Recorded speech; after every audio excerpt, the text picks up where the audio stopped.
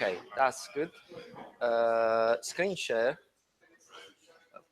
This one. And this one. Okay, share. Good. Oh.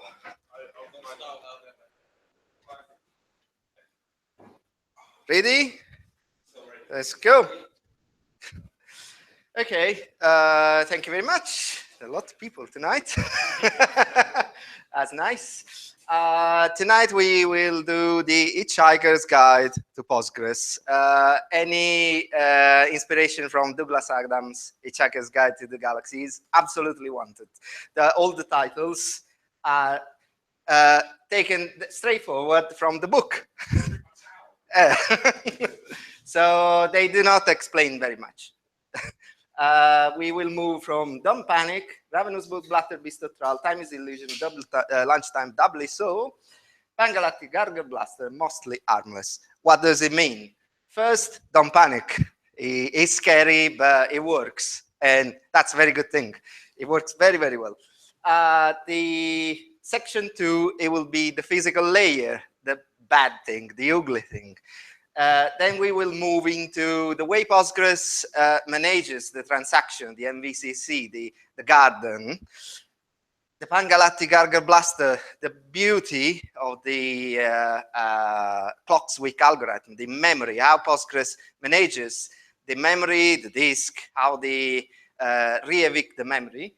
And mostly harmless is just to say, okay, is not everything fine. There's some slightly danger, some things to remember when you deal with Postgres. So let's start. Don't panic. Lovely.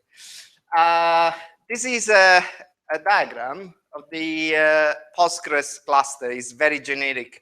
I drew this thing for the other presentation. This is basically a cut and paste presentation because I already presented in different environments, in different contexts. So I put all together in this coherent, hopefully coherent discussion. What is this? This diagram basically is the way Postgres works. Is a data area, the WAL files, the log files, the redo log files. They are all part of the data area basically, and the shared buffer is the memory, and the backends processes connecting to the shared buffer and getting the data from the data area, changing and interacting with WAL. It looks quite complicated, but we will try to deal with it. So let's start with the first section, the very first, the real first section, the Ravenous, Bugblatter, Traal. This is a strange sculpture I took in Florence in some place. I remember I took this picture. It's quite strange. It's a tortoise. So the data area is where Postgres consolidate the data, where Postgres stores the data on durable storage. You lose the server power and you're still getting the data available. So Postgres keeps safely stored these informations. Usually when referring on Unix or Windows, we deal with, how is this thing? Oh, nice. With PG data, %PG data, PG data on Windows. Don't use Windows, please. It's quite complicated. Inside the data area, there's various folders. At the moment, we cannot explore everything. Obviously, there's multitude of folders. Some are used for, at each major release, something is constantly added, new folders. For example, the last 9.4 added the PG shared segment memory, where the shared worker are allocated and reloaded in memory. So we will look just to the most important, basically the base, the global, and the PGX log. So directory base. Inside the PG data, we have one directory called base. Inside this directory, any database without the table space clause, when it's created without the default table space clause, is created inside this this specific folder. How is organized? They are just numbers. One folder with numerical name per each database. There's one folder which starts with number 1, another folder with a larger number, and this is because the way initDB works. First, generate a hard-coded database template. From that template, generates the other 2 databases, template 0 and Postgres, and so all the objects numbers inside the system catalog are first generated, and then the next one available after the number 1 is pretty large because there's all the collection of different object ID inside the system catalog. The base location is mapped as PG default in the PG tablespace system table. The PG tablespace is a very interesting table where the database tracks the logical pointers to physical location. There's no real physical storage inside this one. There's a function which determines the location, but we will see how it works in the next slides. So that's it. Numerical folder with something inside. Inside these files, inside these folders, we have another set of files. Just guess, numerical, because the number 4 bytes unsigned integer is the object ID, is the way Postgres tracks the information inside the system catalog to the physical file, which is true initially, but then when something changes the physical file, for example, vacuum, full, PG repack, or reindex, this information changes, but initially is exactly the object ID mapped to the physical file. Inside this, this directory, we have all the physical file attached to the relation. So create a new table, a new file with the object ID of that table is created inside the corresponding database directory. There's a little catch. The maximum size of those files is 1 GB, is incredibly conservative. Because sometimes some file systems cannot allow larger files. So the database simply allocates a new segment, attaches a sequence, 1, 2, 3, 4, 5, blah, blah, blah, for each new file. And the database, the table basically can grow up to terabytes and terabytes of data. Inside these files, we have the pages, what in other DBMS are called blocks. In this case, a data page is fixed size of 8K. It's possible to change these size, but you have to recompile the engine, re-init DB, and as Hans-Jürgen Schönig proved, there's not this great advantage in changing the page size. So this is the best solution, is the best compromise for having the performance. The data files are called file nodes. In fact, in the PG class table, which maps the data file to the object, the relational object, there's a small field called a rel file node, which is exactly the file name where the data is stored. The object ID stays all the same. When the name changes, when the file name changes because of reindex or vacuum, this rel file node is updated to map the correct value in the physical location. PG global is similar to the PG base. There's no database subdirectory. And inside this directory, there are all the shared objects across the cluster. So the object you will see inside any cluster with the same data is stored into the PG global. For example, PG table space. This is a cluster-wide relation, and you will see the corresponding file inside this directory. There's also another interesting file called PG control, just AK. so small, so massively critical. Because inside this file, which is updated every time the database does something critical, checkpoint, startup, shutdown, clean shutdown, this file is updated with the information from where the consistent snapshot starts over the WAL files, which is very, very important when the crash recovery starts. Do you remember my presentation about the stream replication? That's it. The PG control file stores this information. It also means if the control file is corrupted, it's gone. Tango, Fox, uniform. It's possible to recover.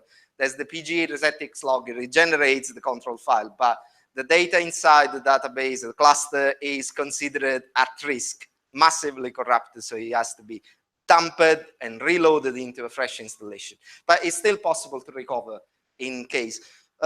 Is a risk, is a treat, this one. But to be honest, I never heard corruption preventing. Oh, yes, we had, Steve. We had. I remember, yeah. One time happened, okay. Let's move forward to another directory. This is where the table spaces are created. This is quite strange.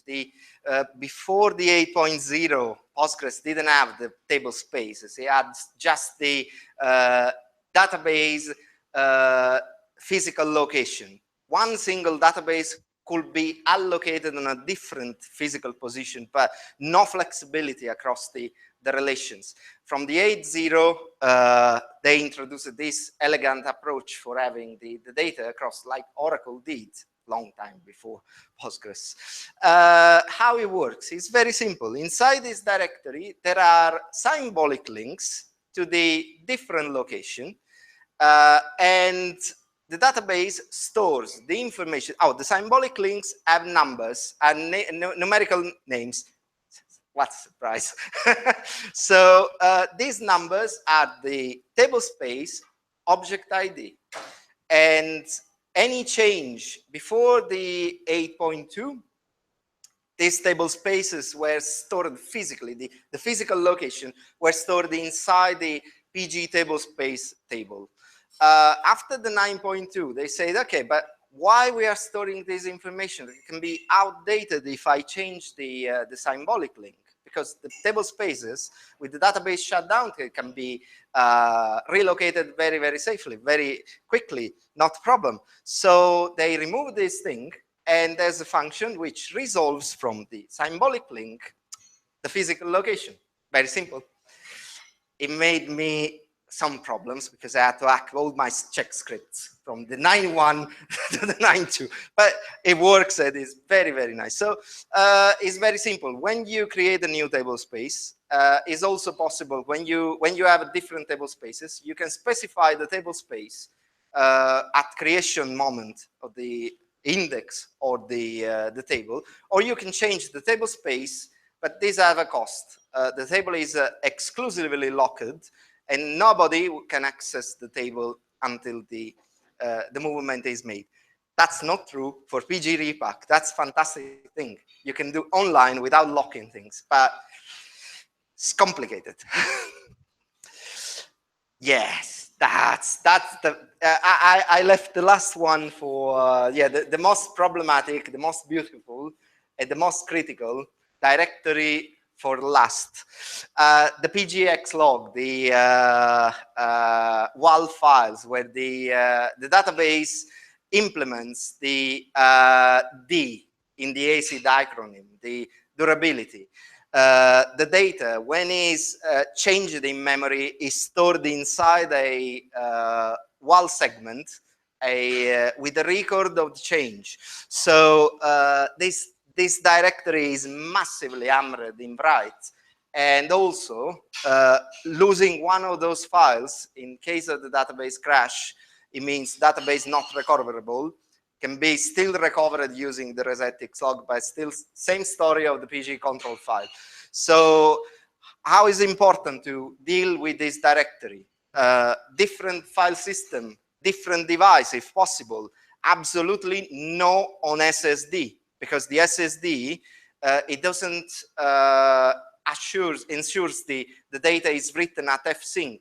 So this has to be on old ugly spinning disk, possibly battery backed, because this is massively precious, and also possibly very, very fast because in write, because this thing, in particular, if we are implementing the hot standby, it writes any single change, whether it's committed or not. So is the most critical part. Changing the location of this thing is, it can improve massively the performance. How do you change the performance? Shut down the data. How do you change the location? Shut down the database, move into another directory, symbolic link with the same name, restart the database, job done. Looks simple. So now let's see how the data pages are made. This is an old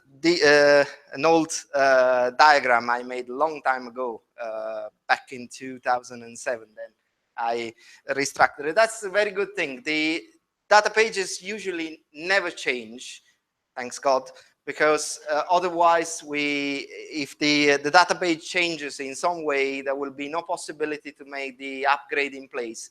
Maybe it could be a very interesting talk, next talk, the upgrade in place. But how it's structured, these 8K with a page header data of 24 bytes, we will see in detail in the next slides. The items, they are pointers to the physical tuples in the bottom. Remembers the C structure, the C logic behind the database engine. And this spatial space, this is present just for the indices. In the table page is not present. I've added just to have the most generic kind of page. This spatial page is used for storing the pointers to other pages. For example, the balanced tree, the B tree, it stores the information for transversing the tree and moving across the tree in a random way across the sequential segment. Inside this thing, the 24 bytes, we have a information where sticks to the WAL files, the last sequence number inside the WAL files where the page has been consistent. The pointers to the free space, sorry, the, can't read. Flags, oh no, flags, the lower space, which is the start of this area, the upper space, which is the start of this space, and the start of the spatial page. They are just pointers. And the page size version, this changes every time the database changes the major version. And this information is used for the HOT, the heap-only tuple implementation. I need to learn about this thing, but it's used. Please trust me. So let's move on the bottom of the page, the tuples, how the tuples are structured. We have inside the single tuple, the tuple is the physical row. Inside the single tuple, we have one xmin field, 4 bytes, xmax, command ID, T vacuum is no longer used. This is the old style vacuum. The tuple ID and info masks plus the offset to the real stream of data. That's very interesting because this header is completely invisible to the normal operation. When you do select star from table, you will get just all the fields. And even if you have the object ID, table with object ID, sometimes in the old databases where the default setting now is no longer in use, but sometimes you find this, even the object ID for the single tuple is excluded by the select star. These are all mapped inside the table called PG attribute. You remember something? Relational, object, class, attribute. It's quite strange. And inside the attribute, these fields have all negative sequence, so they are excluded from the general, but you can still select from this information. What do you find inside these fields? Okay, if the tuple is visible, you will find a number inside xmin, 0 inside xmax, and some values inside the common ID and others. What do this field means? These are the transaction ID of the operation across the tuple itself. So we will see in the next slides the MVCC. But the important thing is the offset is required, because sometimes the user data, it doesn't start immediately after the descent, because Postgres can implement the toast, best thing after the slice of bread. How many love Marmite? 8? 50-50, that's all right. Toast is the way Postgres stores larger amount of data which doesn't fit in 8K inside a compressed or out of line data. This is incredibly clever. And what happens with the toast? It means the acronym is the overside attribute storage technique. Or the best thing after since the slice of bread is written in this way in the manual. They're crazy. Toast can store up to 1 GB in out-of-line storage. That's the reason why the maximum size of text, or the maximum size of byte here, binary data, is 1 GB.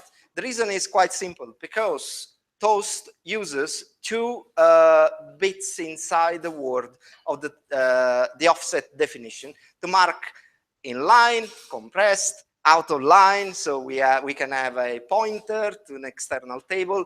There's a different storage strategies, and these strategies are quite very well described inside the oh, that's it.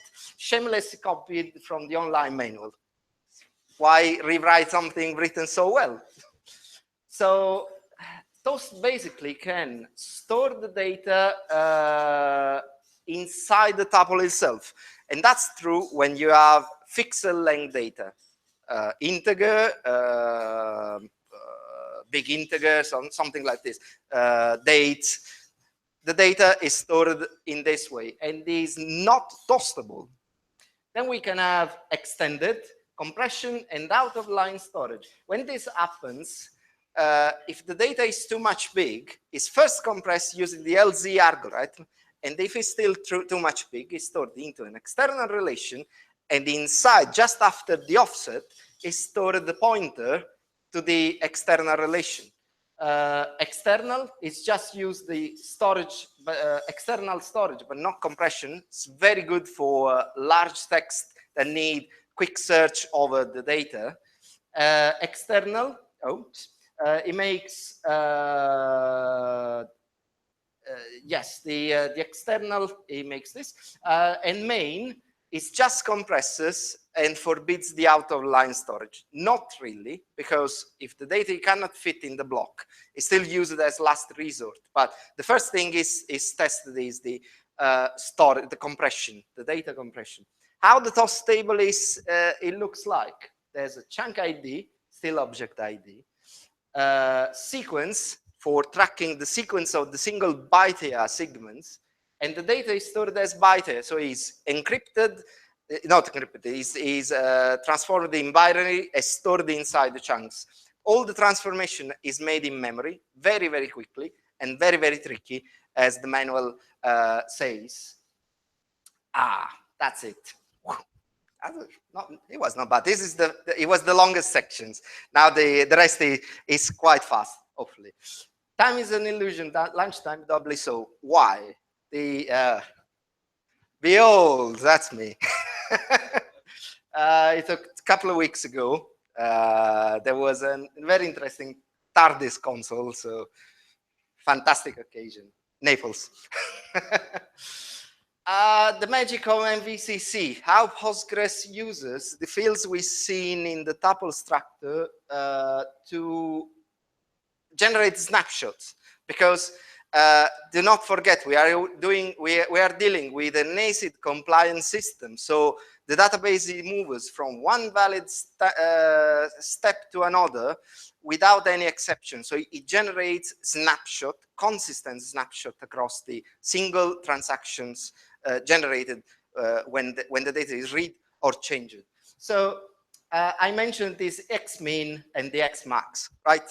The xmin and xmax, they are transactions ID. Transaction ID is just a number, like similar to the object ID, is 4 bytes. And every time a new read-write transaction is generated, increments by 1, and is assigned to the current transaction. So when the read-write transaction create new tuples, the xmin is the transaction ID stored inside the xmin. So if you read from your table asking for the xmin, you will see the value of the transaction ID which created the tuple. That can be even very, very long back in the past. The xmax, because you are seeing that tuple, the xmax is always not used, 0. Because the xmax is used when the tuple is deleted. So you delete the data, xmax gets the value of the transaction ID, which deletes the tuple. TCID, that's nice. How many of you know about the Halloween database problem? Yeah, I told you several times. Yeah, you do not count. The Halloween database problem, it was Halloween day 1976. A couple of developers updated some salaries under the $25,000 by 10%. When the query finished, all under the 25,000 became 25,000 because the record was found again and again and again inside the query structure. So it's a good way to get salary increase very, very quickly. Unfortunately, the TCID now prevents this behavior because it marks a sequence similar to the transaction ID inside the single transaction as a command ID. And in this way, when the tuple is already changed by the query, is ignored by the subsequent if it's refound inside the update, because the where condition can rematch several times the tuple. So, that's interesting. TXVAC. Back in the days, vacuum full, it was a very tricky operation.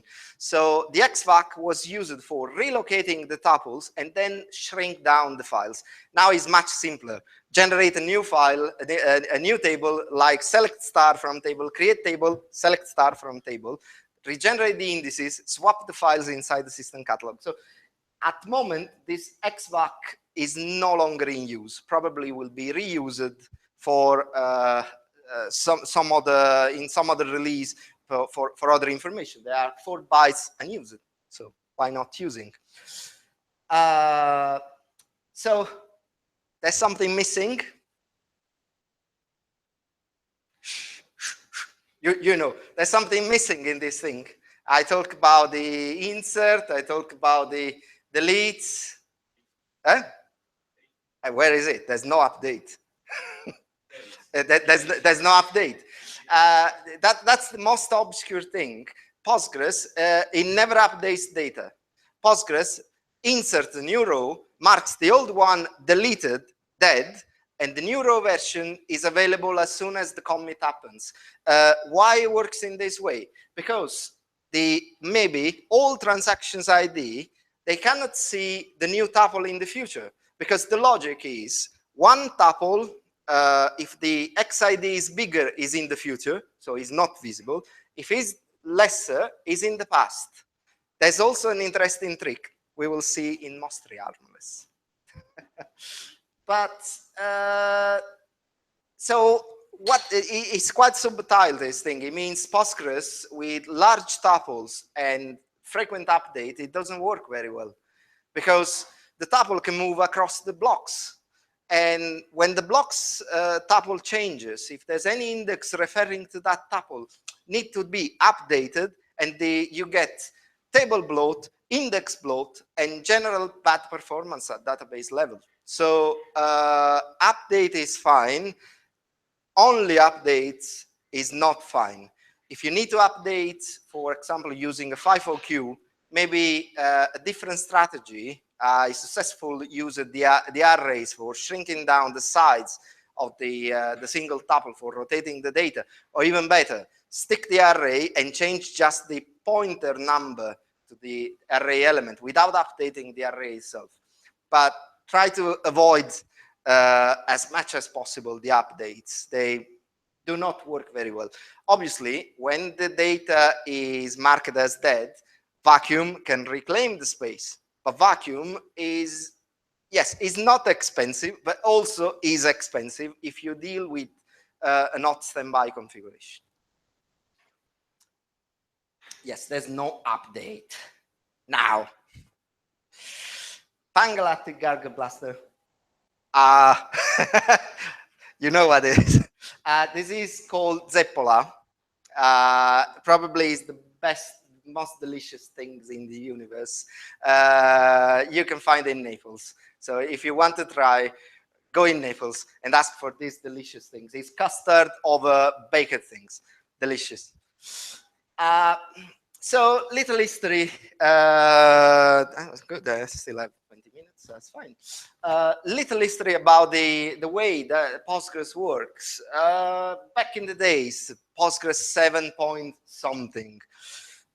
Simple MRU algorithm with the blocks loaded into this FIFO queue. When the blocks were accessed, it was moved on the top of the list. So it worked. It didn't work very well when the tables didn't fit in memory. So the database, the development group decided to move in the 8.0, new revolutionary release. They decided to move into a better way. And they implemented this fantastic algorithm called ARC, Adaptive Replacement Cache. Two pools dynamically allocated where the MRU and LRU were used inside the buffer. It worked very well. The 8.0 used that thing. IBM owed a patent over this algorithm. Bam! No good. So because the software patents are legal in the United States, they decide to move into free algorithm. So they use the 2Q. The 8.0 uses 2Q. Is mental. Believe me, is mental. The way the data is moved across the single 2 queues, then we have a queue of data stayed in memory, recently stayed in memory, but no longer pointing to the shared buffer. Result, the performance of the shared buffer was massively contented, not very brilliant, sometimes even worse than the 7.4, because there was too much things to do in memory to evaluate the single position of the buffer in memory. So 8.1, there was this new implementation. I remember I've asked Josh Perkus about how this thing was implemented, the clock sweep. Simple, elegant, fantastic. It was Tom Lane, the man behind Postgres. He proposed this thing. Is still in use with constant improvement, and the 9.5 removes another source of contention because removes the single shared lock, so is even more performant. How it works? I remember a guy said, "Oh yes, you get your clock, stick a broom on the large end, and then move across the across the room, sweeping and sweeping." It's quite simple. There are very funny names inside this thing. So we have the buffer manager, with a free list of buffers. Inside this free list, there's all the buffers with no valid data, all the buffers found by the, that's funny, the next victim buffer algorithm. There's a process which scans and scans the shared buffer, searching for victims, basically. So when a buffer is loaded in memory, is assigned a usage counter, which starts with 0. And every time this buffer is accessed by a backend, this counter increments by 1. So up to a maximum value, I think it's 10. It should be 10, if I correctly, 7 or 10, I don't remember. I have limited buffer. I have a limited shared buffer, so I evicted the information.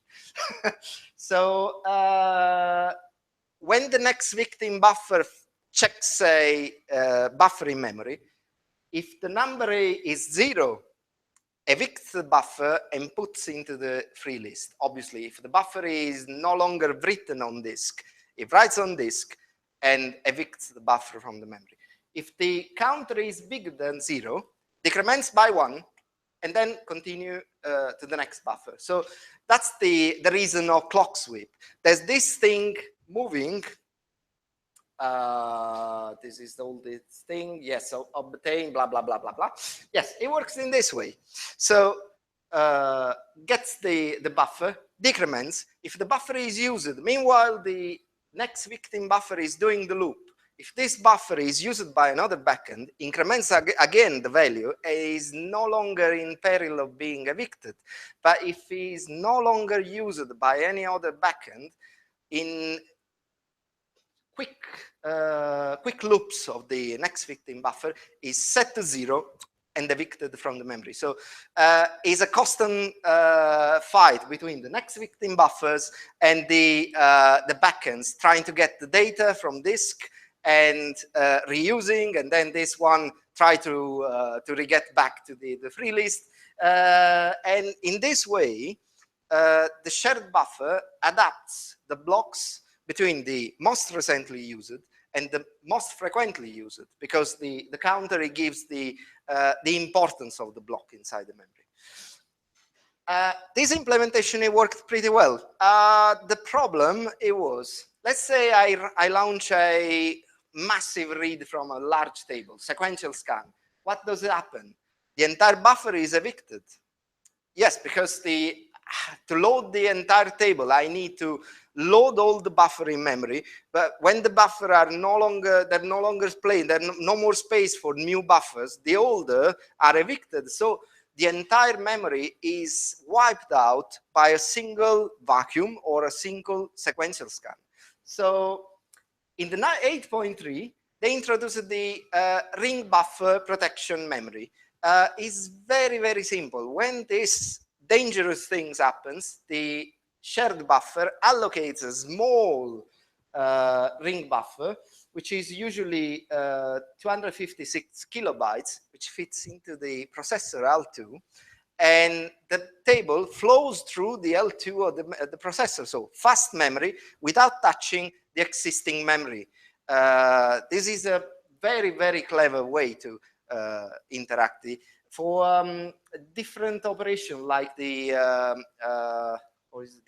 sequential scans, the ring buffer is slightly bigger. If I correctly remember, it's 4 megabytes, but that's the size. That's the reason why, if you are using large sequential scan, you are not using the shared buffer, because the database itself is self-protecting from evicting memory, the shared buffer from memory. So you can have 20 gig of shared buffer using sequential scan, all wasted memory. And now, hello, mostly harmless. Oh, lovely, he's lovely, lovely. Do you remember about the XID? About I said the increments, it moves. Yes, the XID is an interesting beast. Is a number, is a integer, so it scales up to 4 billions and then restart from 1. it wraps. Back in the days, Postgres 7.2, that was a massive problem, because it means when the wrap happens, all the data becomes in the future. So the data is still inside the database, but becomes invisible. Fantastic. This is called the XID wraparound failure. The only solution at that time it was create a new initDB, dump reload. Impossible. Not good for enterprise usage. It's not possible. Every 4 billion transactions, dump and reload the entire set of data. So from the 7.2, they used a different comparison method. It's the modulo -231 comparison method. Is a mathematical comparison system algorithm. This is very simple, because for each value, with this comparison, there are 2 billions in the future, bigger, and 2 billion in the past, smaller. Whether is the value of the XID. So the XID can wrap as much as it wants. It's absolutely fine. There's just one little catch. Once the XID xmin is assigned to the tuple, for the next 2 billion transactions, this tuple is in the past, so it's visible. But suddenly becomes in the future, because as soon as the value wraps from the past to the future, the value with this comparison passes from the past to the future, from lesser to bigger. So how is possible to work around this thing? The Postgres have a so-called frozen XID transaction ID, frozen transaction ID. The value, if you are curious, is 2. This value is hard-coded always in the past. So that's the reason why doing routing vacuum is absolutely vital for databases, because vacuum catches the tuples with transaction becoming old and old and freezes, changing the existing XID to 2. And when this happens, the tuple is safely stored forever in the past. If a new update happens, it will get the fresher XID, and then it will be in the past for the next 2 billion transactions, and then vacuum again will refreeze when necessary. Back in the days, 7.4, there was no protection against this thing. There was a, I remember when I started my career as Postgres consultant, a lot of 7.4 with people seeing the data disappearing randomly from the tables, because this thing, and there was no auto vacuum on that release. So maybe people just installed, use it, don't read the manual, okay, and lose the data. From the 8.0, there was 2 interesting improvements. Auto vacuum disabled up to the 8.2 by default, and then enabled by default for the subsequent. So there's this daemon which catches the situation. And sometimes if you query the statistic, the statistic view, you will see auto vacuum running to prevent wraparound. Scary. Yeah, that's good. It means the auto vacuum is doing its job and is saving your data, is refreezing the data. But if for some reason the auto vacuum is turned off, it starts automatically when the table it becomes in danger of XID wraparound. But if for some reasons the auto vacuum fails, or vacuum fails to refreeze the data, then at 10 millions from the wraparound appears these strange values. Oh, database MyDB must be vacuumed. To avoid database shutdown, very scary. Why is talking about the shutdown? Because if the XID wraparound is less than 1 million, the database shuts down and refuses to start to prevent your data, to save your data. It can be started just in single user mode and just for doing one thing, vacuum. So listen to the database, get the errors, and possibly vacuum as much as possible. Questions?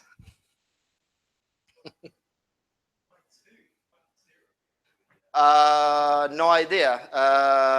2 is the frozen. 1 is the startup transaction ID. I think is an historical one. On the 7.2, there's 2 special XID. The frozen 2 and the startup 1 probably was used initially. Is used initially by initdb to generate the new object ID and transaction ID. The values not 0 because everything starts from 1 in Postgres. Even the arrays start from element 1. So probably it's just an approach. Don't know. Yeah. Yes. Oh, they similar way. Do you remember I mentioned the pages and the tuples are exactly the same. So even the index tuples carry the same header of x main, x max, and that means this information has to be updated when to the new value. That's the reason why if you have, it's quite strange because the index basically is just a pointer to the page with the value. So if the tuple on page stays inside the same block, the index doesn't need to be updated. But if the block changes, the index has to be updated. So it depends how the data is organized. The Postgres, with the hot strategy, heap only tuple, tries to keep the tuples inside the same block. But obviously, if there's a large amount of updates, he can't do it. Yes? One question about control file. You mentioned that Xlog has to be stored on spinning disk because of high pressure. If your control file is constantly, is there a requirement for this small but constantly written file to be stored? The best it should be stay on spinning disk. Our databases are not on spinning disk, but because the file is quite small, I think if you read the manual, it says it's purposely so small, so you can fit in 1 or 2 blocks, file system blocks. So trying to prevent as much as possible the corruption. So you have to get the corruption on that specific block. Yes, it can happen, but is also very unlikely if the file system is robust. So yes, but to answer your question, I will stick on spinning disk. If massive transaction update occurs and the data updated doesn't fit the shared buffers, what happens? Does it refuse or is the data extraction? I remember something about this. I think I remember he segfaulted at some point. Yes, I remember he segfaulted because the shared buffer, but probably it was a bug into the one minor release because now it's no longer segfaulting. So he can segfault because the shared buffer, it doesn't contain the data. Obviously, if the massive update is very simple, because the eviction is also, it means the page, the dirty page is written on disk. So it will just rewrite the shared buffer or rewrite the ring buffer if he's using the ring buffer. But the data will be consolidated on disk before being evicted from the memory. And also, all the changes are logged into the PGX log. So, yeah. Yeah.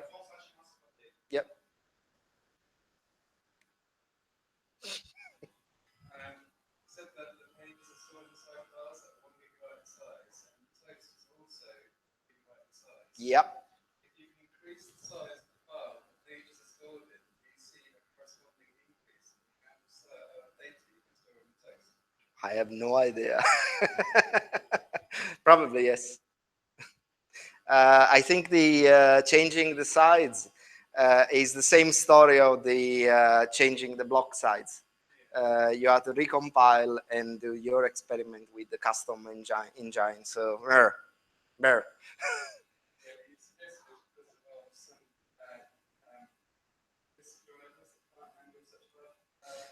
Yes, but 1 gig is more conservative. Is very conservative. The limit of FAT32, I think, is 4 gig. So is one fourth of the maximum size. So I think he is very should be all right.